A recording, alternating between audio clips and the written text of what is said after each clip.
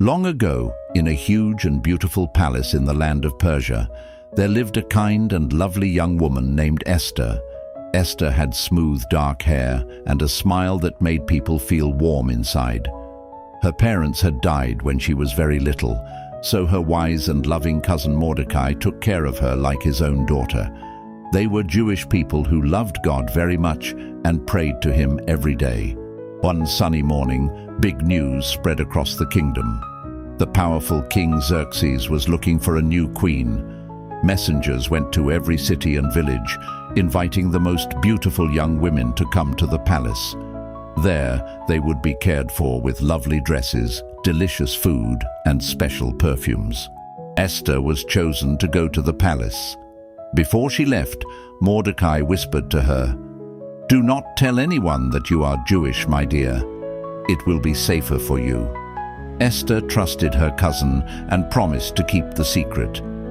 For many months, Esther lived in the palace. She was gentle and humble with everyone, and the king's servants all loved her. When it was finally her turn to meet the king, she didn't wear the fanciest jewels or the brightest clothes. She simply dressed nicely and smiled kindly. King Xerxes took one look at Esther, and his heart filled with joy. "You are the one," he said. He placed a sparkling crown on her head and declared, "Esther is now the Queen of Persia." Esther lived happily in the palace, but she never forgot her cousin Mordecai.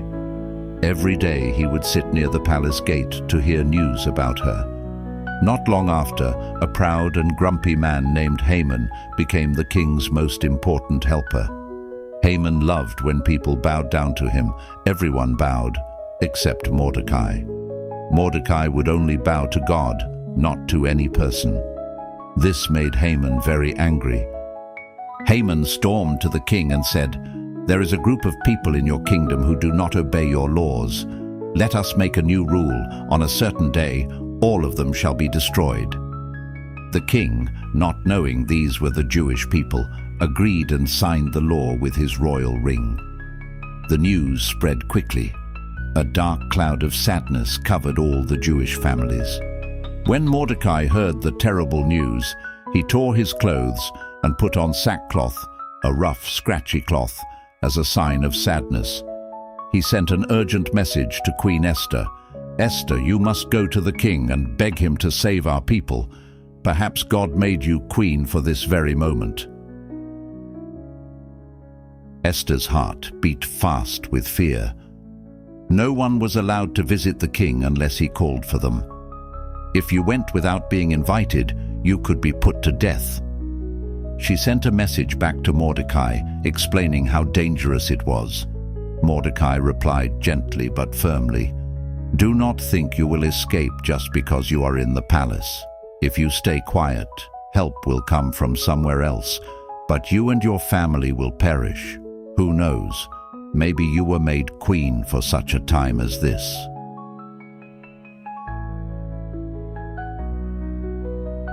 Esther took a deep breath and prayed. She asked all the Jewish people in the city to fast and pray with her for 3 days and 3 nights. No one would eat or drink.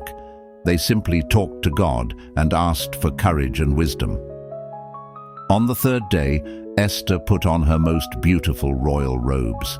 Her hands trembled a little, but she walked bravely toward the king's throne room. The golden doors opened. Everyone held their breath. King Xerxes looked up and saw his queen standing there.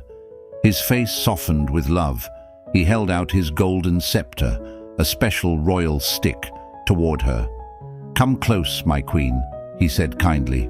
"What do you want? I will give you anything, even half of my kingdom." Esther didn't tell the whole story yet. Instead, she smiled and said, "If it pleases the king, please come to a special dinner I have prepared tonight, and bring Haman with you." The king was delighted.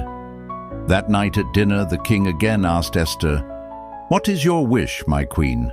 Tell me, and it shall be done." Esther replied softly, "Please come to another dinner tomorrow night. Then I will tell you my request." The next evening, after the second beautiful dinner, The king asked Esther one more time, "What do you want, Queen Esther? I promise to give it to you." Now Esther was ready. With a brave voice she said, "If I have found favor with you, my king, please save my life and the lives of my people. A wicked man has planned to destroy all of us." The king's face turned red with anger. "Who is this man? Where is he?" he demanded. Esther pointed across the table and said, "This man, Haman." The king was furious. He ordered Haman to be taken away immediately. That very night, the king could not sleep.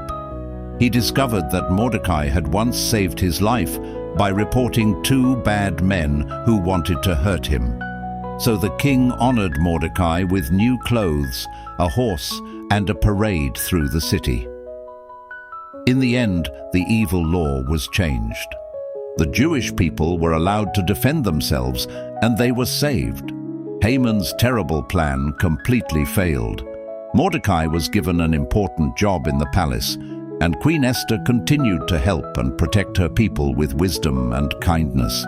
Every year after that, the Jewish people celebrated with a joyful holiday called Purim. They dressed up in costumes, gave gifts to each other, ate sweet cookies, and remembered how God used a brave young queen to save them. Bedtime takeaway.